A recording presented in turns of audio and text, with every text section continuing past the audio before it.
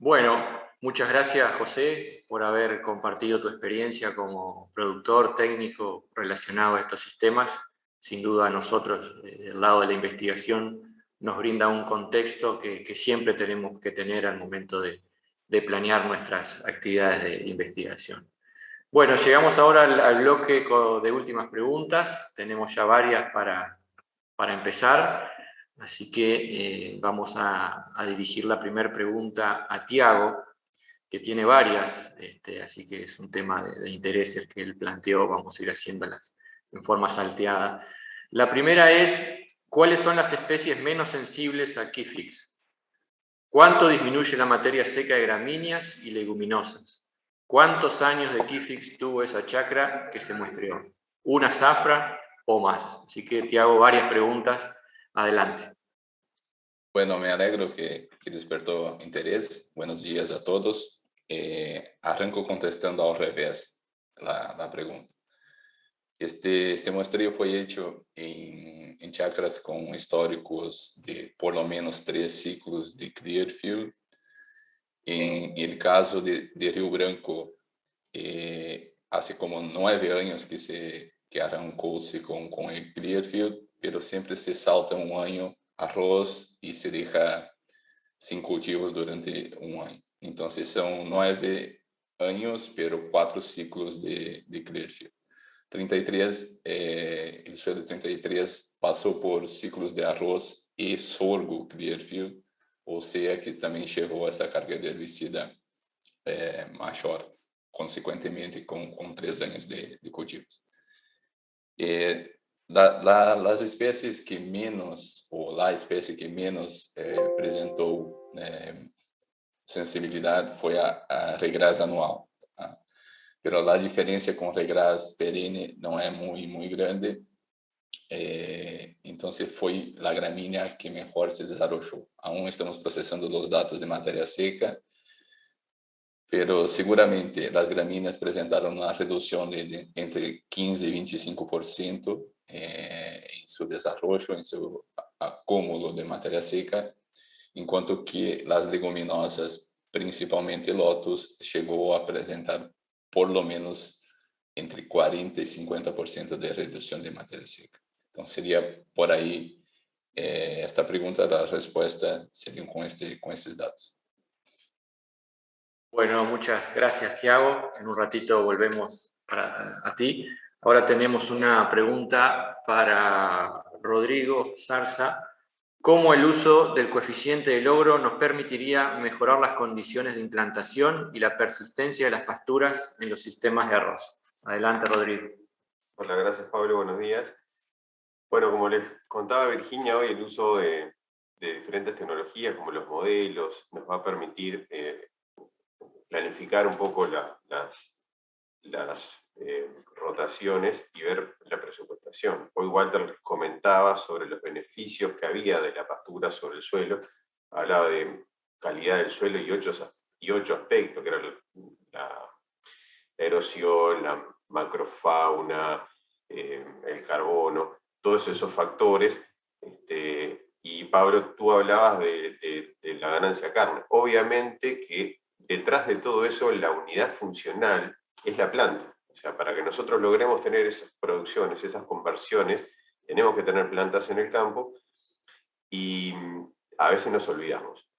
Obviamente ir a contar plantas en esas situaciones que les mostraba hoy es bastante trabajoso, pero de alguna forma tenemos, y eso es lo que estamos buscando, y queremos ponerle índices y distintos valores a cómo eso va a afectar la persistencia y la producción. Pero la base es la planta. Tenemos que ver cuántas plántulas logramos instalar para ver. Tú hoy mencionabas que el año pasado Virginia mostraba los valores de la producción de pastura, que estábamos hablando de casi 10 toneladas, 9 toneladas de producción de una pastura primer año. Obviamente ahí tuvimos una muy buena implantación, pero ya sabemos que este año las condiciones a la siembra fueron muy diferentes y que eso implica que el número de plantas logradas también sea menor. Y por lo tanto, esas son las cosas que vamos a intentar evaluar, y que el primer factor que tenemos que considerar es el número de plantas que logramos instalar, y ahí el coeficiente de logro.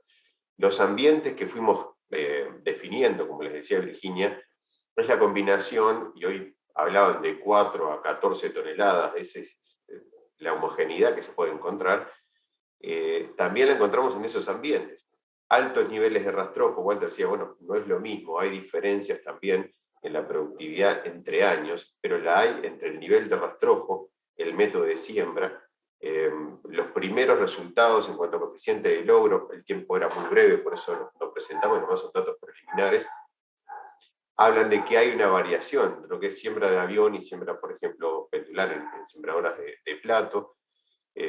Hay una reducción de las plantas logradas en lo que es, si bien Virginia en un año bueno no había diferencias, pero cuando vemos en un año como este, que hubo abundante lluvia, hay diferencias en lo que es el número de plantas logradas en el área de cola de trilla, en el área de la huella, en el área sin interferencia. Y cuando empezamos a sumar todo eso en el área de la chacra, obviamente el número de plantas que estamos logrando es diferente y eso de alguna forma determina y condiciona la productividad. Así que lo que pretendemos con la inclusión del coeficiente de logro es tener mayores elementos y más precisos para poder presupuestar y definir el potencial de las pasturas. Gracias. Gracias, Rodrigo. Vamos ahora a la siguiente pregunta, que es para Tiago. Además de pasturas, ¿piensan evaluar implantación de arroz convencional y soja en suelos con alta carga de imidazolinonas? Este dato es relevante para diseñar la rotación. ¿Algún comentario al respecto, Tiago? Gracias, Pablo. Sí, la idea es para el próximo verano, primavera-verano, estabelecer algunos ensayos nesse sentido y probar arroz no Clearfield, por lo menos 1 o 2 cultivares que sean un poco contrastante entre sí quanto a essa sensibilidade a los imidazolinones. E também soja.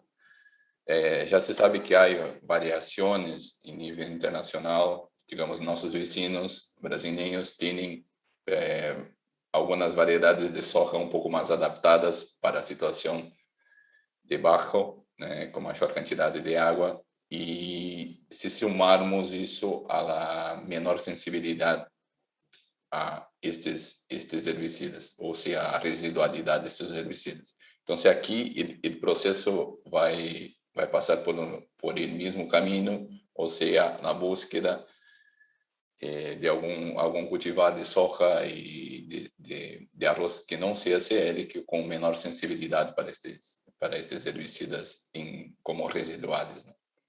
E a futuro a ideia então é desarrollar como uma ferramenta que todos os produtores possam acessar e ter uma ideia com não sei, há uma sequência de produção de arroz Clearfield para o próximo ano. Esses produtores podem nos consultar e nós outros ter uma ideia que há uma sequência de 3 anos de Clearfield, o que se pode sembrar nessa sequência produtiva. Então, é um processo que aún arrancamos, está no primeiro, segundo passo, pero é de largo plazo este trabalho. Gracias. Muchas gracias, Tiago. Tenemos ahora una pregunta para José Gallo, que dice si conoce algún tipo de contrato en donde el arrocero vaya con algún porcentaje de la producción de carne del ganadero y o al revés, que el ganadero vaya con algún porcentaje de los ingresos del arrocero. Es decir, si eso podría ayudar o fomentar una mejor relación entre ambos. No, la verdad que no tengo información de ese tipo. Lo más cercano a eso es el cobrar la renta en bolsas de arroz, ¿no? Pero no mucho más que eso. En porcentaje de rendimiento no tengo información. De repente alguien de la audiencia puede ayudar en ese sentido. Bien, gracias, José. Ahora volvemos nuevamente a Tiago, con una tercera pregunta para él, que es: ¿cuánto depende el buen drenaje del rastrojo en el invierno y de la lluvia del mismo en el efecto de las especies forrajeras plantadas? Bueno, Pablo,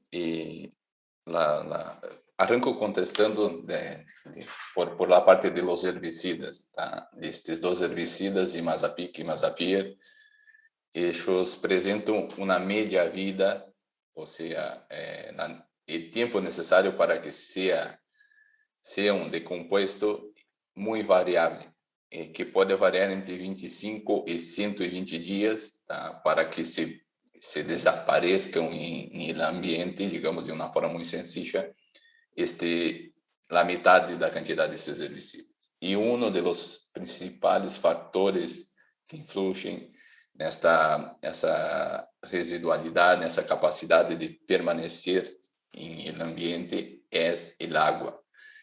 Y su efecto en la cantidad de oxígeno disponible para los microorganismos. O sea, la degradación de estos herbicidas pasa principalmente por actividad microbiana, y estos microorganismos necesitan oxígeno para decompor estos herbicidas.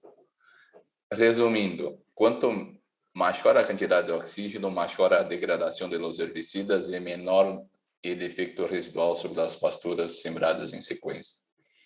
Y además de eso, entonces, muchas pasturas tienen facilidad también para se establecer el ambiente con menos cantidad de agua. Volviendo al punto de vista de residualidad, entonces el camino es intentar reducir la cantidad de agua presente en el campo, quizás aún adentro del cultivo de arroz, una vez que se mira la siembra de pasturas en secuencia. Reducir cuando el arroz ya no comprometa más la productividad de arroz, se hace una cosecha de arroz ya en ambiente un poco más seco, y la pastura va a se establecer seguramente mejor en esas condiciones. Además de eso, se puede buscar pasturas, entonces, un poco más tolerante a esas condiciones, tanto de agua no suelo cuanto de residual de los herbicidas, que va a facilitar ese establecimiento.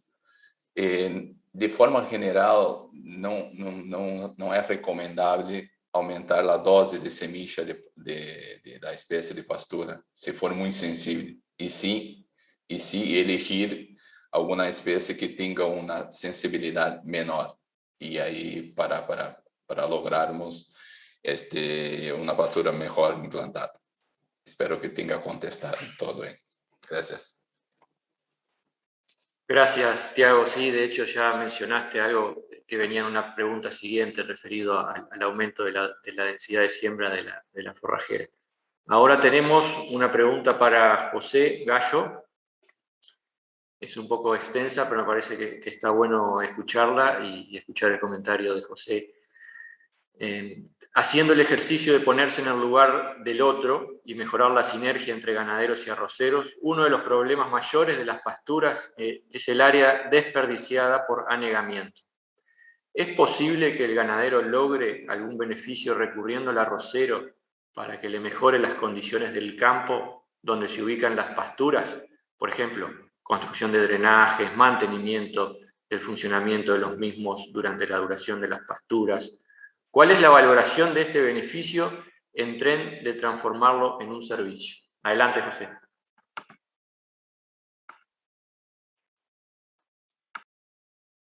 Bueno, yo creo que es imprescindible lograr un buen drenaje de ese tipo de campos para poder tener praderas que sean productivas, ¿no?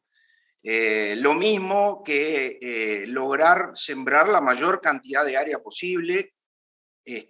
Yo tenía un caso de un amigo que el productor le sembraba de repente un porcentaje del área y dejaba una parte sin sembrar. Esa área, por más que se sembrara pradera, el ganado no iba a entrar después y era área desperdiciada durante todos los 4 años que duraba esa pradera. Entonces, lograr esa buena conexión arrocero-ganadero y lograr tener pasturas bien drenadas hacen que, bueno, lo mostraron hoy en los resultados de implantación, en una huella, en lugares donde el agua se estanca. Eso es mucho más claro en el caso de los suelos mal drenados en los que estamos, en donde con 20 milímetros el agua se puede llegar a encharcar si no está bien drenado. Y por otro lado, también, como también se dijo, con 10, 15 días en verano sin lluvia, estamos sufriendo un déficit hídrico muy importante. Entonces, obviamente, conversar con el arrocero y lograr tener la chacra drenada como para poder sembrar una pastura es clave. Bueno, muchas gracias, José.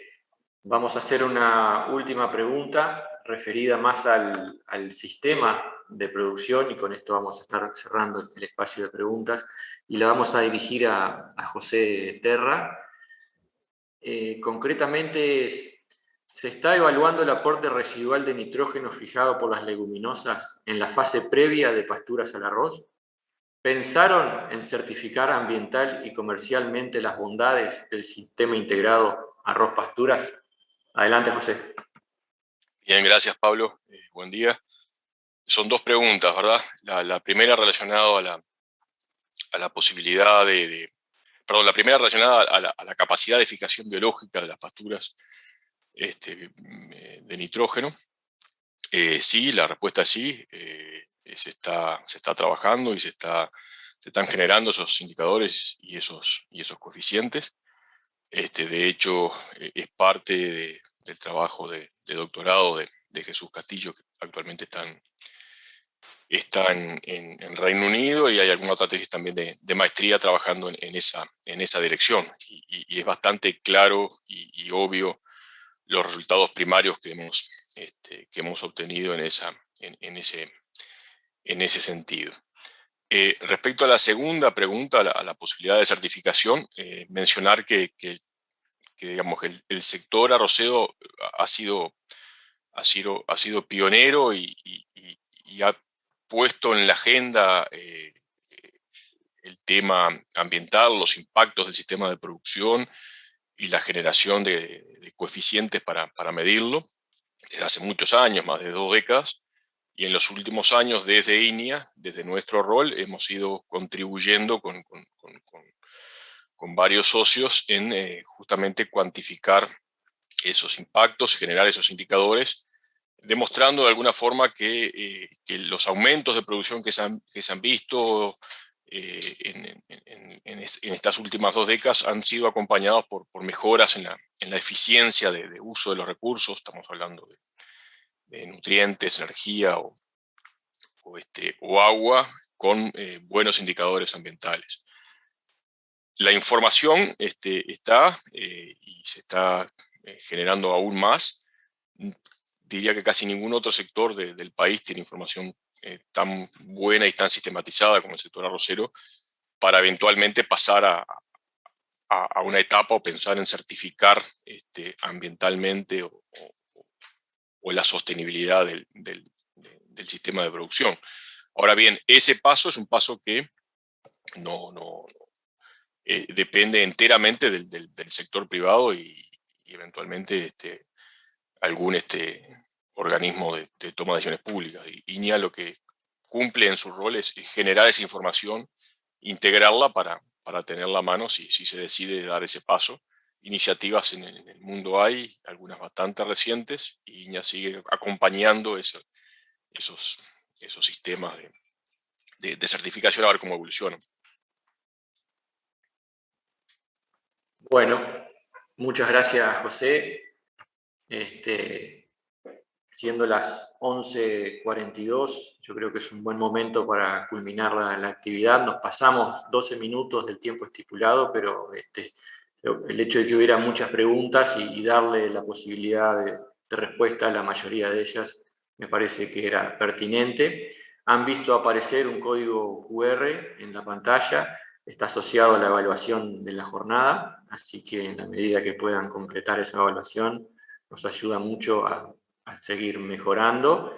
Un agradecimiento especial a todos los que estuvieron del otro lado de la pantalla durante esta mañana.